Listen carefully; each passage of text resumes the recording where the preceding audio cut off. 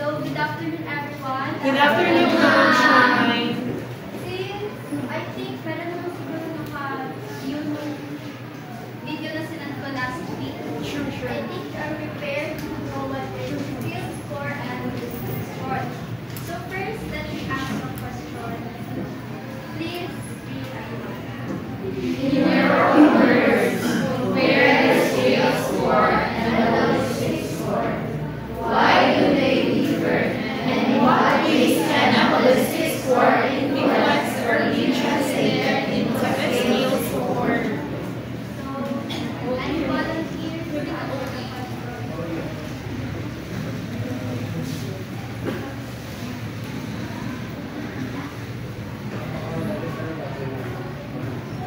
Number 24.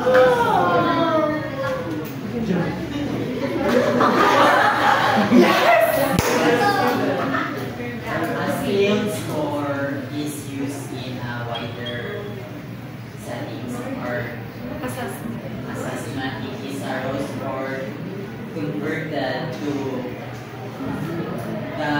adjust the difficulty of the test, while the holistic score is the overall judgment.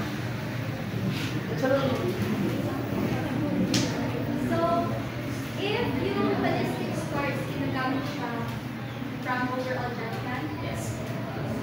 and yung skill score is used for the overall, It is used raw score to convert that to adjust the test difficulty. so kung yung skill score o yung holistic score is na-misuse siya ng paggamit sa performance at pag-assess ng performance ng students, so tingin mo anong risks na mangyayari sa paggamit sa pag-misuse mo ng skill score or ng holistic score? Like for example, nag-assess mo ng assessment ng students, and then ang ginamit mo na type of score is holistic rather than the scale score. Ano sa tingin mo yung risk pag-misuse mo ng paggamit ng score? This will improve the accuracy of judgment or the overall.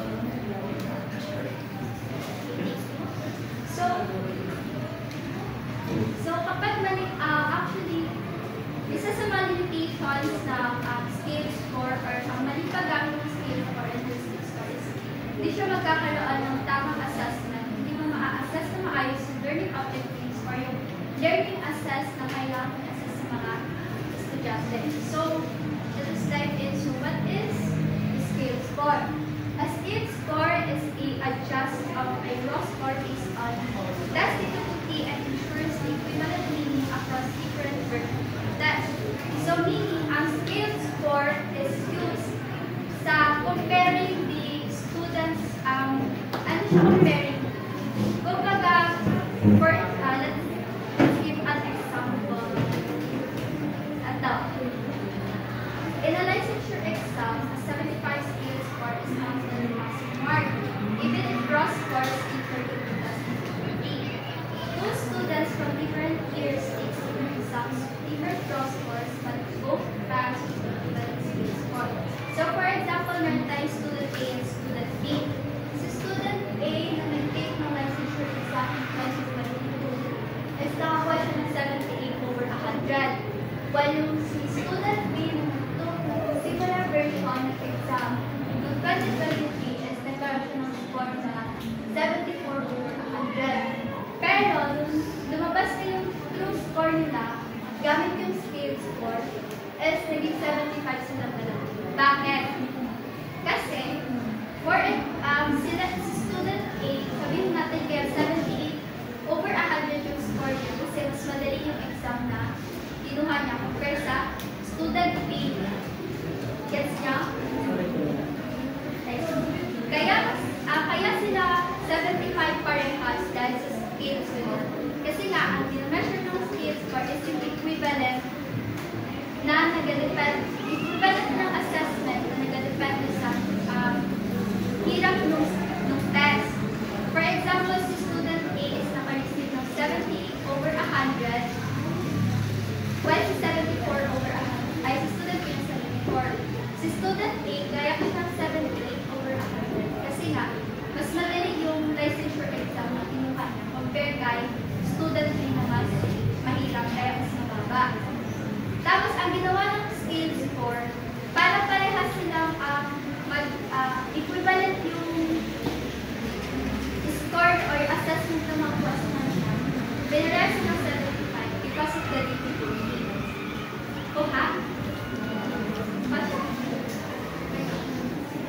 So, here are the limitations of scale score. It lacks the transparency and scaling process. Students or teachers hindi alam yung true process kung paano mag-scale ng assessment.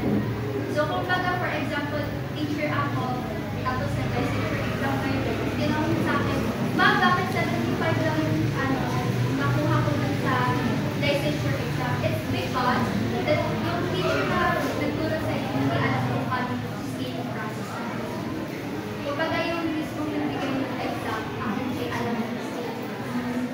Next is student bilang understand how their score was derived. So, as I said earlier, hindi na alam yung hindi rin alam yung and it can't compare scores unless on the same scale. So, taking an scale score, dapat, para magkaroon ng scale score, dapat ang test, ang test ng estudyante or yung assessment is same scaling method ang ginamit niya. Na-align doon sa same standard ng scale score. Kuha. Kuha nyo? Question, like, any clarifications? Yes, po. As regarding sa example earlier, so you mentioned na yung yung test, regarding sa licensure exam. So, maging same yung skill score if yung level of difficulty is not the same, diba? Alam nakalagay kasi sa student team na similar daw yung version ng exam. Yeah. Similar yung version na, pero yung like for example, yung content ng exam, dun sa kabilang exam, is same lang. Pero yung difficulty, mas mahirap siya compare sa isa. Alam mo yun, like for example, kunwari ito, high order thinking skill siya. A and B. Same content, pero yung isa, low order thinking skill. Pero same content. Same content. Yes po. I'm just curious ba kayo, ang sa scaled score, di ba, both sila naging 75 at the end since sa complexity lagi ng exam. So, 75 is the passing score. Is there any like bracket raw score para ma-denounce siya or ma-identify siya as failed na? Or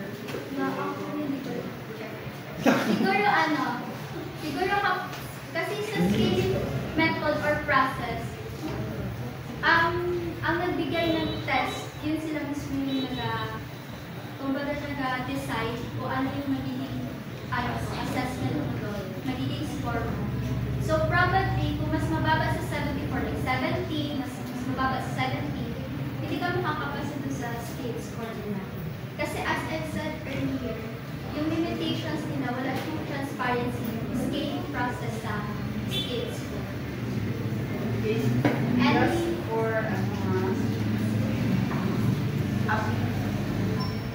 appropriate ba po scale score at holistic score sa classroom assessment? Appropriate or ginagamit ba po itong scores na po sa classroom assessment? Pag sinabi natin classroom assessment, small scale, alright, within the classroom. Actually po, I think ang appropriate lang na dapat sa classroom assessment is yung holistic score. Kasi ang scale score is more on mas malawak na national and test versions that are sa mga licensure exam. Kung baga mas malawak yung score yung yung skills. Mas appropriate yung gamitin ang statistic scores mo kesa sa scale score sa classroom assessment. Okay, so is it safe to say that classroom teachers rarely or don't use scale scoring? Yes, ma'am. Kasi ano man po, pag sa dito lang sa classroom, magiging ano naman siya, no reference na kumbaga pang ano lang. Pag dito lang, assessment lang. Okay, bakit hindi gagamitin ng teacher ang scale scoring? Yeah. Hindi siya gagamitin kasi na ang scale score is pang malawakan siya. More on, for example, pang national level, pang kabilang school, ganun. Mas nag-a-assess siya ng overall general assessment ng mga estudyante sa isang room or sa isang school po. Okay, nag-determine ba or na-measure ba ng mastery ng scale score? Ano ma'am? Pwede titig po. Kasi pwede mag-test ng test-wise sa isang assessment. Kasi naka-ano na po siya, by my standards. Okay. Sige.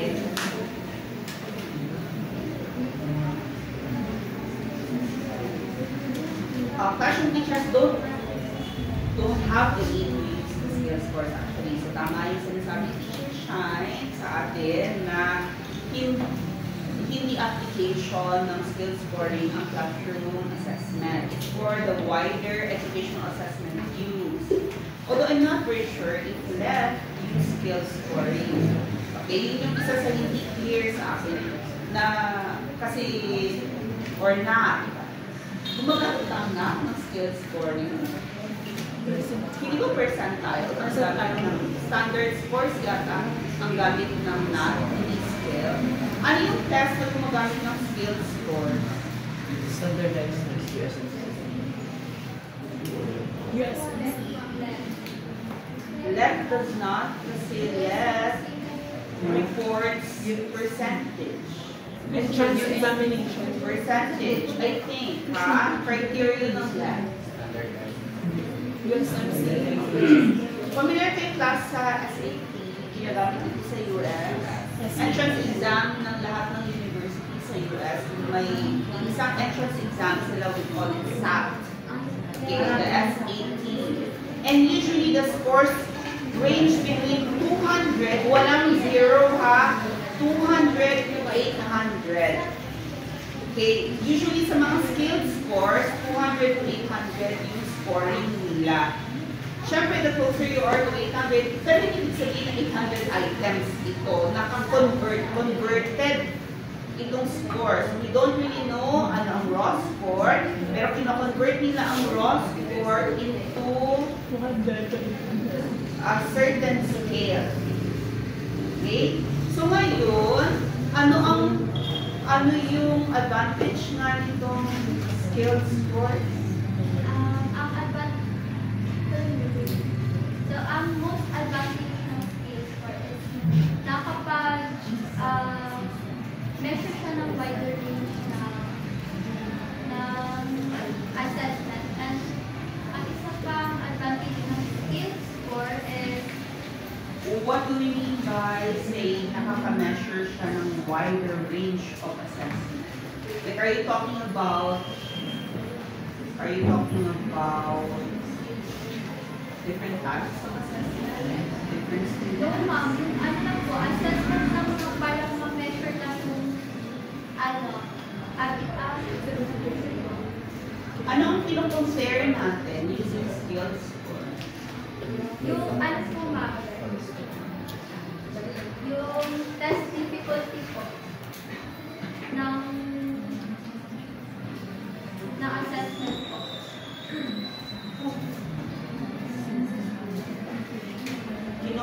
compare natin ang test difficulty.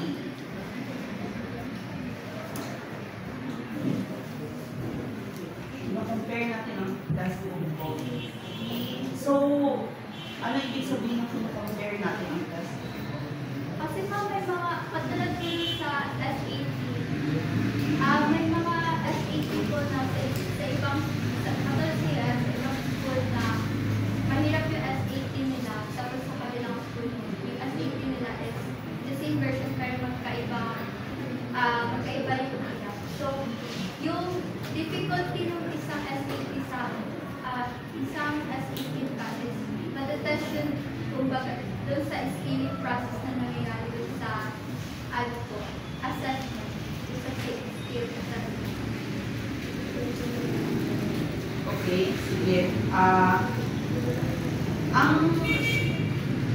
Ang maaaring magandang halimbawa nito, di ba? Let's say for example, in a year, 2 beses magbigay ng SAT exam. And we probably can say, let's say for example, magpapa-exam sa March, magpapa-exam din sa October. Hindi necessarily pareho yung laman. Pero pareho ang TUS na laman. Okay, pareho ng basihan, pero not necessarily pareho ang given, pareho yung tinatanong. Okay, although, ang basis niya ulit ay the same. Alright? So ngayon, tama yung sinabi na maaaring yung sa March mas mahirap kaysa sa October for some reasons. Okay? So mas complicated. Siguro ito hindi kaya students find it more difficult. Posible kasi na ganon. So, halimbawa, one student raw score muna tayo ha.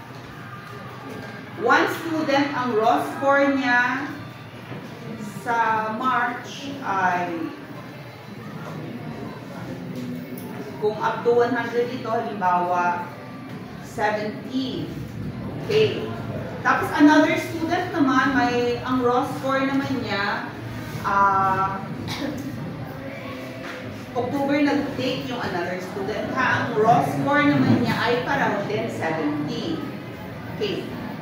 Does it guarantee na pareho sila ng scale score? Kung pareho sila ng raw score? Ay. No po, ma'am. Kasi kapag kahit same sila ng score, magkaiba mo yung difficulty ng exam or ng assessment. Kaya kung sa scaling process, nag-iba po yung competition kumbaga sa assessment.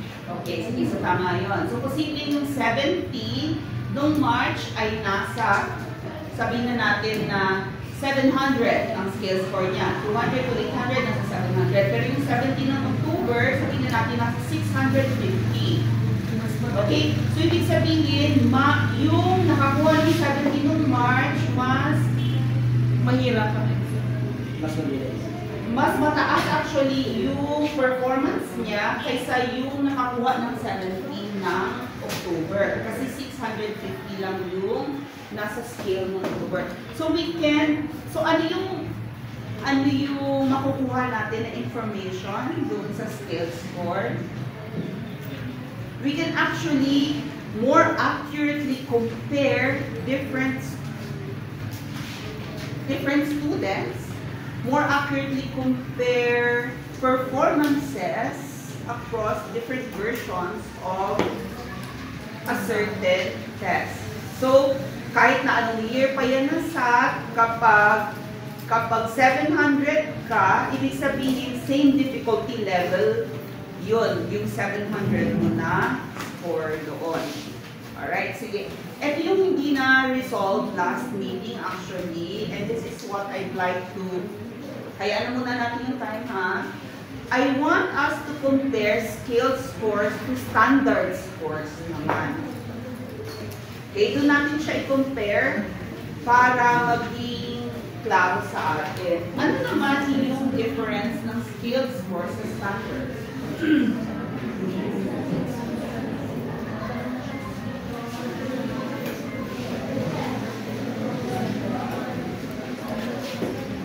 Any member of the group can answer, or anyone can actually answer that question.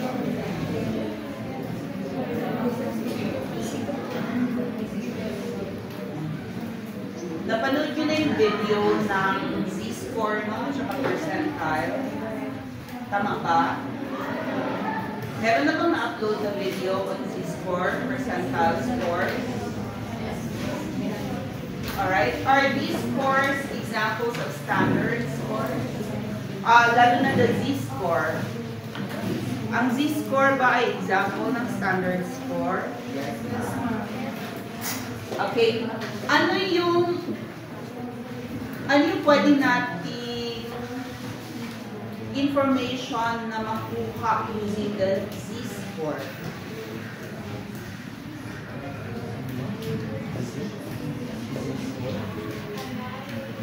Pwede ba natin ma-compare ang performance ng isang tao sa different subjects using Z-score? Like, saang subject ako pinaka nag-perform best compared to my classmates? Sa math ba or sa science? Pwede ba yung masagot ng Z-score? Yes. Okay, so the answer is yes. Alright?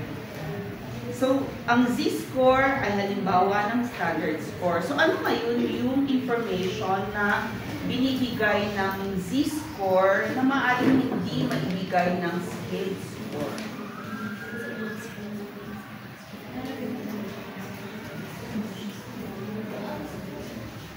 Sino nga yung nag-discuss ng standard scores last time?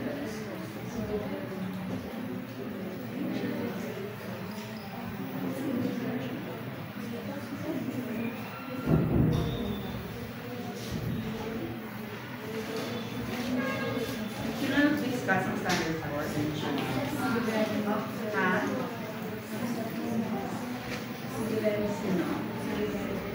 Wala siya.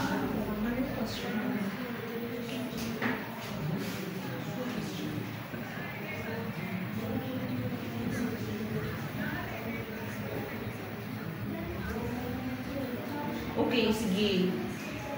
Sino na lang ang pwedeng makasagot nung ano yung sabihin na natin advantage nitong standard score?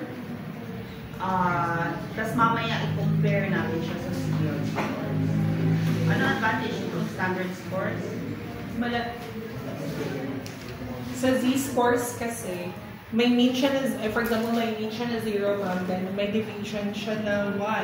So for example, ang mean is 0, and then ang raw score is 3, malalaman mo kung ilan yung yung deviation ng raw score sa if it's below or above the mean. For example, 3 yung score niya, then 1 man yung standard deviation. So there are 3 like above the mean. Malalaman mo, pero sa scale kasi wala siya mean, kumbaga yung siya, yung parang borderline na malaman mo kung malapit ba siya sa or malayo.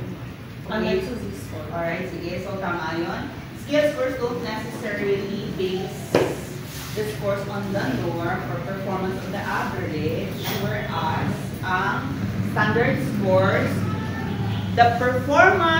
your performance depends on the performance of the other test takers. Kaya usually, averaging tayo. Above average ka ba? Below average ka ba? Pagdating sa standard score. Alright? Ginagamit ba natin itong standard score sa classroom assessment?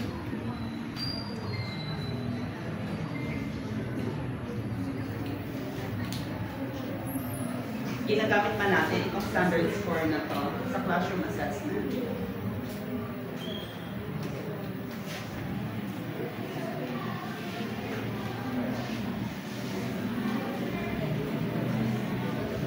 Ang katahimikan ay clueless pa tayo. Hindi naman ito na-discuss sa statistics ninyo. Wala itong topic na ito sa stat ninyo. Meron man ma'am, pero sa ano lang ma'am, sa process on how to solve it, pero wala siya na-discuss kung saan siya pwede gamitin. Yeah. Dapat. Sa application ma'am, wala ma'am, sa ano kami procedure ma'am. Okay, o sige. So, yun yung pupunan natin dito sa klase ito. Yung application nito. Alright? So, sabi natin kanina, scale scores, hindi ito ginagamit ng classroom teacher. It's used more for mga entrance exams. Although USMCE does not really use scaling. Right? Pero yung more established na mga entrance exams tulad ng SAT, meron na kasi yan silang more advanced na statistical tool na ina-apply para malaman mo nasaang position ka doon sa scale na yon. Alright? So, mas madaling mag-compare sa ibang test takers using the same test. Right?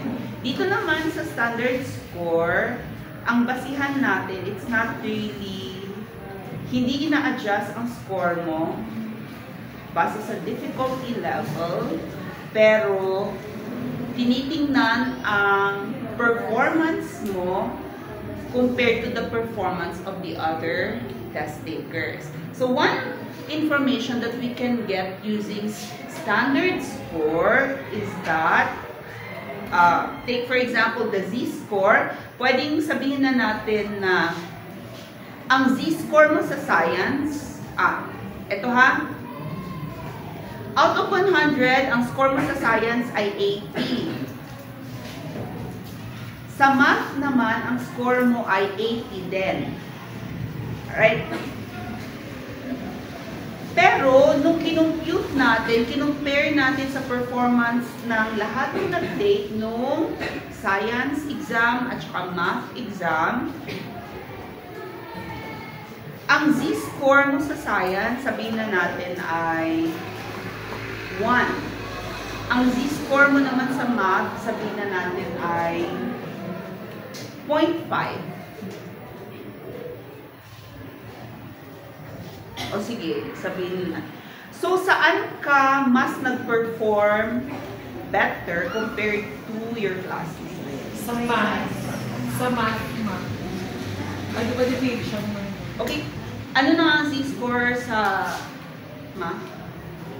0.5. 0.5 ma'am. Okay, doon sa science, ano ang Z-score? 1. Alright. So, saan ka mas nag-perform ng mas maayos Sa math. in comparison to your class? Sa math or sa science? Sa math. Ay, Bakit sa math? kasi yung 0.5 ko parang ano, di ba siya, nag-deviate siya. Yung 0.5 lang yung deviation niya sa mean. Which is yung ano ma'am. So, mas wala. when we compare math to the mean, above, average, below average, or average? Above. How about sa science? Z is equal to 1 sa science. Above average, mean, or below average? Ay. Ano? Ang 1 by above average, below average, or average? Okay. All Z-scores, ano ba ang average score? Z-score? Nalipat. O sige, ang ating teacher mamaya, sagutin ng tanong, ano ang average score? When we talk about Z-score, anong average score? Ha? Z-score. We're talking about Z-score. Walang Z-score na 75 ha? 0.5, 125, Ha? Z-score.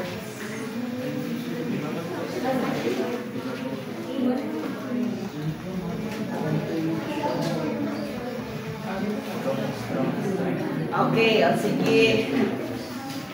Mahirap pala i-discuss ito no, wala pa ang ano no, discussion ng Z-score. Ang Z-score na average class ay 0. 0 means average. So above 0 is above average, below 0 is lahat ng negative values ay Below average. So, 1 is higher than 0.5. 0.5 is Above average. average. So, both ay above Both ay average. above average. Okay. Which is higher? Ang science. Alright. So, nagbago na ang isip mo. Alright. Sige. So, yan ang pwedeng magawa natin sa standard score. Alright? We can know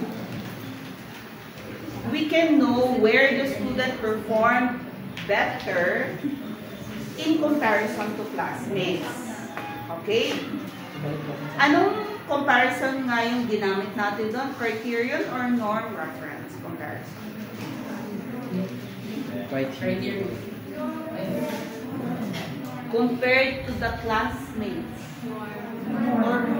Okay, so kapag ang comparison natin sa classmate, hindi yung passing score, norm reference tayo, di ba? Alright. Ano nga yung sabi kong score kanina ng science? 80. 80 both. Both 80. Pag criterion, saan siya nag-perform better? Parang lang, kasi 80%. Pero kapag norm, saan siya nag-perform better? Okay, dahil nga dun sa score natin na 1. Okay, now gets natin? We cannot really do that with a scale score. Kasi yung scale score, parang composite score na yan ng lahat ng mga subjects. Actually. Alright, diba? Kapag nag-entrance exam ka, meron kang overall score. Yun na yun. Ganun ba sa USMCE? May overall score kayo? Yes, ma'am. May score kayo sa bawat subject, tapos may overall. Percent. Ang ilang percent ang na-overcome. Sayang lang hindi natin magamit ang USMCE kasi hindi nga sila nagko-convert ng mga scores. Alright? So, hindi natin alam na yung, halimbawa, ngayong year na ito, yung 70% ba ay equal sa 70% last year. Hindi natin alam yon. Alright? So, yun ang limitation kapag percentage yung gagamitin natin. Okay? Sige. Question? Ask lang ko ma'am for clarification po. Yung, di ba yung skilled score is hindi siya recommendable na gamitin within classroom. Then ang holistic is mas appropriate siya gamitin sa classroom assessment. Bakit siya appropriate yung holistic score? So, para ma-answer yung question, jump tayo sa holistic score. Sa holistic score is in-assess the overall quality or performance na nag-base sa rubrics without breaking it into separate criteria. So, ang holistic score is mostly ginagamit siya performance-based assessments such as essays, presentations, portfolios, role-playing, na kumbaga yung local impression ng students is like mas nag-matter compare sa content, sa grammar, or sa learning ng students. Kaya mas appropriate gamitin sa statistics kasi ano lang siya, classroom talaga siya. For example, mag-assess ka ng essay ng students. Magagamit mo yung holistic score.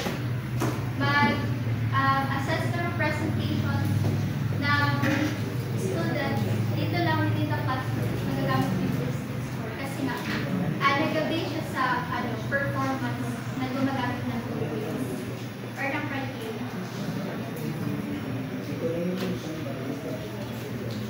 So, for example, yung katulad sa sinabi ko kanina, ang holistic score is integration sa average, below average, at saka above average, or excellent,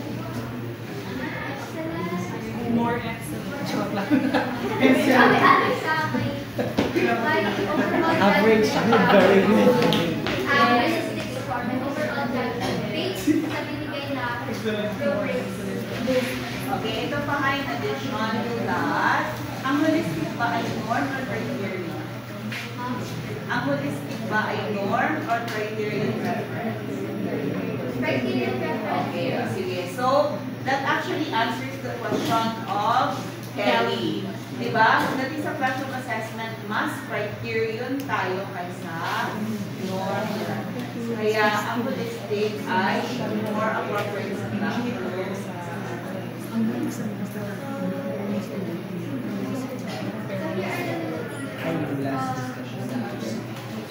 Wait lang, mas malakas yung boses. Holistic scores. First, it is subjective, which is scoring their bias. Like, for example, kilala ko ako yung rater, tapos yung student is close ko, friend ko, ganun. Treat ko yung student sa Ay, familiar. Kasi Ano din yung tawag dyan? subjective, Organic chemistry. holistic score. And then, it is difficult to ensure the reliability.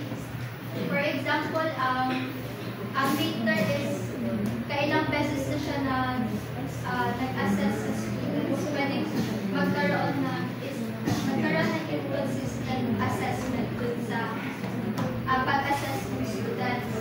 Next, it is lack of detailed feedback. So, since ang holistic score is nakabase siya sa rubrics, minsan kapag ang rubrics is hindi maayos pagka-construct or siya align dun sa assessment, nagkakaroon din ng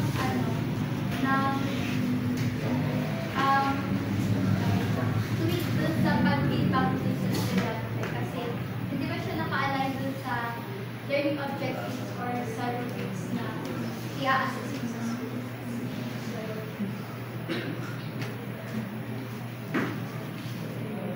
Next, we will jump on norm and criterion reference. Wala po.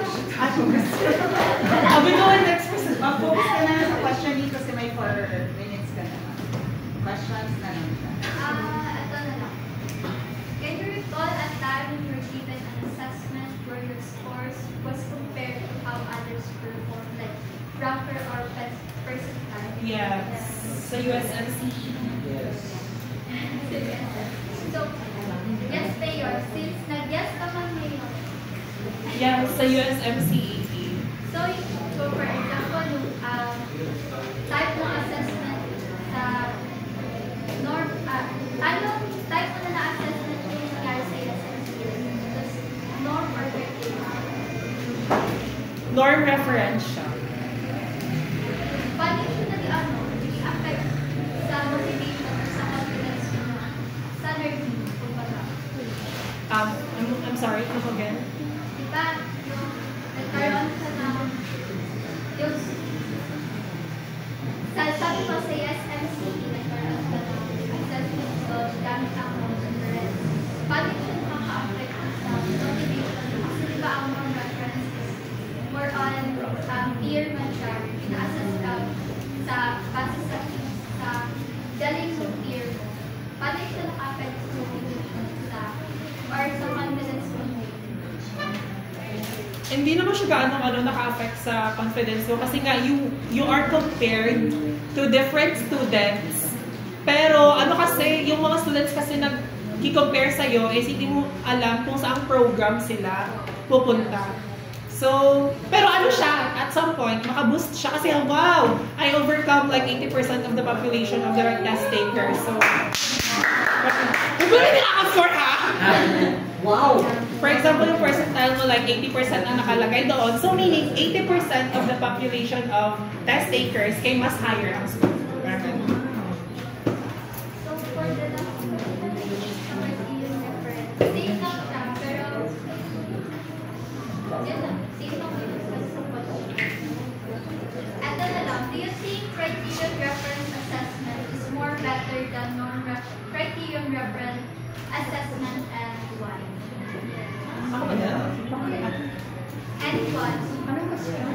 Ulit daw? Hindi, ba yan? Ang pinaka-main question is mas better ba gamitin yung criterion reference assessment kesa sa norm criterion reference assessment? And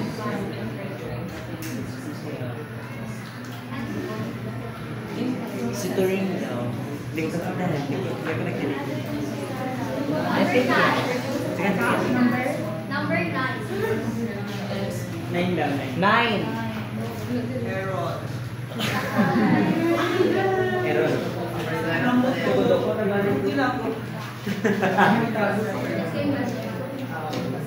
Do you think criterion reference assessment is much more better to use classroom assessment rather than criterion reference assessment? And